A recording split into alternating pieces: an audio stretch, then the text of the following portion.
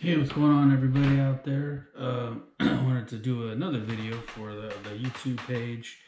Still really new to this, trying to do it the right way this time. The last time it was kind of just went a little awry because we weren't consistent enough. But this time I'm going to try to stay on a little bit more and do it the right way. I know you probably from my last two videos, and if you're on my Facebook page, you've seen those videos that I do on there. Videos looks a little differently, the levels a little differently. I went out today and I made a purchase, and I've been wanting to get one for a while, but I went out and got a GoPro 7 Black. I had researched some stuff and was figuring what was the best thing to do, and I see a lot of people doing YouTube vloggers using a GoPro, so I decided to give that a shot, and I like it so far. Salem came over today and helped me work it out and figure it out. So while she was over, we were talking about a bunch of different things and watching videos on YouTube and content producers and stuff. And one of the things they always mention is what's your niche on your channel, like what's your channel going to be about, what's it going to cater to. And the one thing they always say is you have to have a focus on what you want to do, and it has to be about one thing. You hit your target audience and yada, yada, yada. For those of you who know me, that's just not what I do. I can't focus on one thing. I always have many things going on in my life. Unlike a lot of people that do YouTube things, they have a passion that they focus on. I have many passions that I focus on, many things that drive me every day. So it's really hard to cater to one thing. I got really into the hobby of collecting cards again. And that's a whole story behind that too. But, so I started doing that again. As I'm watching other YouTubers, they're just way far and above where I am. And I have no intention of being an investor for the rest of my life and making it my job. Now, if I had thousands and thousands of dollars to invest in, Zion Williams and Giannis and all these new guys coming out, I would be doing that. But the fact is that I don't. So I really respect those guys, and I love the passion that they have. And it's such an amazing thing to watch these guys flip cards and do what they do. Now, it's kind of upsetting that they go to Target and kind of fucking take all the retail, and then we have to pay triple on eBay or at the stores, the LCSs, but whatever. They're making money. So but the whole focus of what I've been doing for the last year, really since the pandemic hit, was as many people know, my passion in life besides my kids is training wrestlers. Not pro wrestling, the business itself, but training wrestlers. I had a couple notable people that many people know about that I've trained, and just recently with the dojo, gotten that passion back and wanting to do that more and make that the focus of my life now and later on. But like everything, you need money to do those things. So I had made a conscious effort to try to clean up my credit, because my credit was awful, and buy a house or a building that I could live in and train people out of. So I started cleaning up my house, or not cleaning up my house, but clearing up my credit, trying to anyways. But at the time I was working my day job, and the overnight job. Overnight job is where I'm at now, and I luckily, fortunately, if I get to sleep, if the guy I work with is asleep, so that's where I do my sleeping. I'm not up the whole night working here. It's a dream job. That's why I don't quit. But I love the family I work with. His dad is one of my good friends now, and so it's great. But that's besides the point. Then I work at the high school, and doing those two jobs was cool. I had free time because we were doing distance learning, so I was able to do more walking, and football was canceled at the time, so I was lifting at home, and when the gym was open, I'd go to the gym, and it was going fairly well, but I was still living pretty much check to check. I wasn't able to get my head above water, and as I started researching different things, I was looking into ways to make money, and I was looking at these things called index funds, and so I started getting into the investing aspect of my life and realized how far off I was in my retirement and all that other stuff. So I made a conscious effort to do things differently and figure out my pension and my retirement. I opened up another 401k through Fidelity, and have my stuff going through index funds on there. But I also got into regular investing, brokerage account, and I made some pretty good investments so far. I'm just sitting on them right now, but I started doing that a little bit. As I started cleaning up my credit, or trying to clean up my credit, I realized how bad I was off, and it wasn't going to get any better with the current situation. So I took on another job, and a weekend job. So working with people with disabilities is a unusual field because the turnover rate is so high. People just aren't fits, and they just quit, or they get asked to leave. So positions were coming open, and I was taking shifts everywhere. I was working in Davis and downtown Sac and Woodland and just all over Sacramento, different jobs to get hours. And that money I was using to pay my car off, which was $17,000, and my credit card was $5,000. And on top of that, I had to pay $500 a month on my 401k to max that out for the year. So I kept working as much as I can, and as things keep going, shifts become available. They're full-time shifts. So there was one point where I was working overnight, and then I would do my distance learning at a client's house, who was pretty low key. And then I would work from 3 to 10 or 3 to 9:30, so I get to my next job. So that went on for a few months, and I worked 2 weekend shifts. And I was figuring I can get back on campus soon, and it'll be all good. So halfway through that, I decided to get rid of my apartment, put my stuff in storage, and basically I didn't need a place to live because I was gone working so much, and I pay off some bills, my credit will be good, I'll have a house in 4 months. Ignorance again. But so they decided that we're going to keep people on distance learning. The pandemic's not going anywhere. So now I'm pressed with not having a place to live. And my kids were taken care of. Titus moved in with my nephew and my niece, and Bishop staying with his mom, obviously. Salem was doing her own thing. So it was the kids were taken care of where they were living, and I really had nowhere to go when all this hit. So I was faced with basically going to just be living out of my car. Not, in a bad way. I had money, using to pay bills, but I know when you say living out of your car, it sounds so bad, but it was definitely by choice because I just really needed a place to keep things so I can get from job to job. So when I figured out I wasn't going to go back to work on campus, I needed a place to do my distance learning from. The place that I work with in the day, they found a day staff to do it, so I had nowhere to go. Starbucks isn't open, and I really had nowhere to go. So luckily, my mom told me I could stay with her for a bit.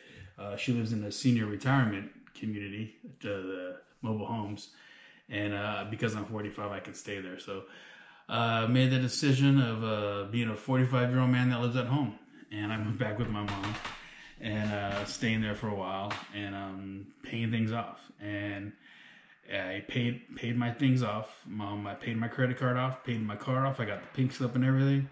The only debt I had was my student loan, and I was doing good. And now I was in the process of making a bunch of payments to get my 401k down. So now I think for the year I owe like $900 till I pay. So I pay that, my investment for the year would be five grand. I pay that off, so I'll be good for the rest of the year. But as I went and my credit was shot up, I was in 700s and it was doing great. And I went to get the house, and I had talked to my boy Austin Maynard, who's an amazing real estate agent. He's played ball for me a few years ago, and kid's a genius. And I say a kid because he's not even 21 yet, and he has his real estate license. I had talked to the loan officer, and I got approved for a $350,000 loan, home loan. And I was popping. I marked out. I was all excited, thinking, "Oh yeah, the property I can buy with this." And when I realized the payment, the mortgage on that is over $2,000 a month, I'm like, "Dang, I wanted to just work extra for a while. If I have a house, I want to enjoy it, So I'm looking into houses, and as I'm looking through the houses, there's nothing that suits my needs, and there's nothing in areas I want to live. And it's just, the market is just so bad right now. Houses are ridiculous. Interest rates are low, but the houses themselves are really, really not worth what you're paying. And nothing fits my needs to run a school out of. So it's kind of like, what do I do now? I worked all hard. I thought there was an end game, and even when I'm going through this and the guy tells me, okay, because I did actually have a house in mind, even with my VA loan, they're telling me I'm going to need like 15 grand to move in. And I don't have 15 grand, to pay. I forgot what they call the closing costs and something else. And so I basically was like, I don't know what to do. How can I make money quick? And I was watching a YouTube video, as I do, because I get bored. There was a video of a guy who sold a Kobe Bryant Topps Chrome for like $1.4 million. And I was looking at the card, and I thought to myself, I think I have that card. And I was like, but there's just no way. I was like, well, let me double check. So I'm going through my old cards, and I'm like, I have a Kobe Bryant rookie. It's not a Chrome. It's just the Topps rookie. So I'm looking that up, and it's still worth, in great condition, which a PSA 10 it was still worth like 35 grand. And I was thinking, like, man, that's it. That's all I need. Where can I sell this at right away and make money? And I'm set. As I started researching how to sell cards and all this stuff, it's a process, man. I learned about grading and PSA and all this other stuff I'm learning about cards and the market fluctuation and all this stuff.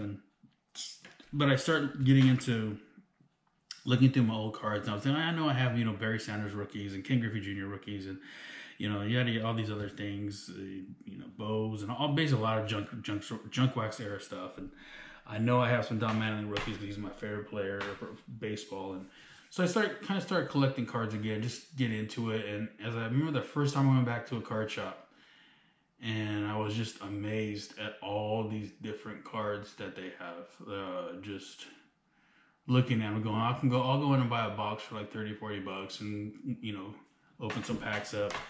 And I started looking at the prices of these things, and they're like $35 a pack on some of these cards, and some of the, the Flawless and the freaking National Treasures and all these ones. They're like thousands of dollars for a box, and you get like, 5 cards in or whatever.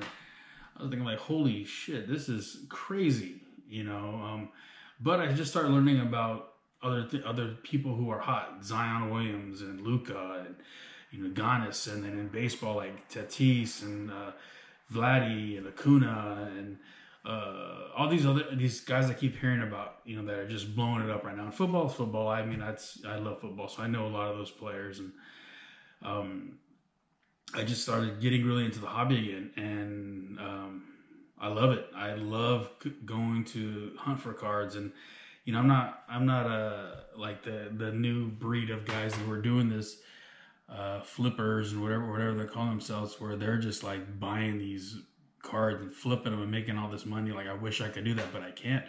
I actually like looking through boxes of cards and going to antique stores and thrift stores and trying to find cards that I like. And I've been kind of hitting towards cars that mean more to me than just a dollar amount because, like I said, I don't have a lot of money to invest. When you're doing this stuff at that level of some of those guys, you're investing, and it's a lot of money, and I just don't have that ability. I mean, I guess I probably could, but that's just not when that's not my path, you know. And hats off to those guys that do it. That's one of the with things with the YouTube channel is that those guys are just, I'm out of my league if I wanted to do a thing on cards, because those guys just are, they know their shit, and they do what they do. Not only do they know more about cards than me, they know more about like production on, you know, the editing and all that than me, and just all those advantages they have over me. And just the knowledge of cards and, you know, refractors and prisms and friggin' what are short prints and all this stuff is just, you know, like I just doing this for fun, man. And you know, I like getting big cards and good cards. And, you know, I got like my Burrows and, you know, all the newer football guys and, you know, coming out and stuff. And I like that part of it. But those guys that's just their passion, their job, and they're cool. More power to them. I totally respect that. I'm just doing this for fun, man. So when you talk about the channel and the niche is the word that they use, what you want to cater to, I don't know. There's just so many things that I'm into that I'm afraid that if I get too into one thing, I'll lose focus on something else, and I won't give time to something else. And I know that that's what a lot of those guys do. Anything on YouTube or anything you do in life, really. You have to focus 100% on it for it to be really successful, you know. And those guys that do those things, especially with YouTube, it's like that's their job. They're out trying to get new subscribers every day and new content and all those things. And, you know, I just don't have the time. I'm just doing this for fun. Like I said, I just bought this camera, so I'm still learning the camera. Hopefully I can get into editing soon and make my videos better. But the whole purpose of doing the cards again and the jobs I worked and all this stuff was just to help buy my school or my building to run my school out of, because that's where my passion is going to be the rest of my life. You know, football's football. It's, you know, 9 months out of the year, but it's, you know, different times, so I can make it work. If I decide to continue to coach, I can make it work. So I'm just using this as, you know, my plan is to just get a couple, you know, keep some cards that I like from my own PC, because I know they're going to sell later on in life, but getting enough cards where I could just make a bulk lot and sell for a couple grand, put that away with what I have saved already, and use that to buy the building I need and the place I need when the market's right, to be able to handle all that. So, but I'm having fun collecting, man. I'm having the time of my life. It's so fun. Like I said, I'm meeting a lot of good people. I have my friends, the Cuzzies, from Stoner U. They do break boxes and stuff. I never knew what the hell that was, and I've done some with them, and it's so fun. I'm meeting some really good people at the card shops and through websites and things, and a couple of people who I bought cards from, people who tell me the mistakes I'm doing, and I appreciate all that. You know, I appreciate all that. But like I said, I'm not trying to be a millionaire. I just see a couple things I like, and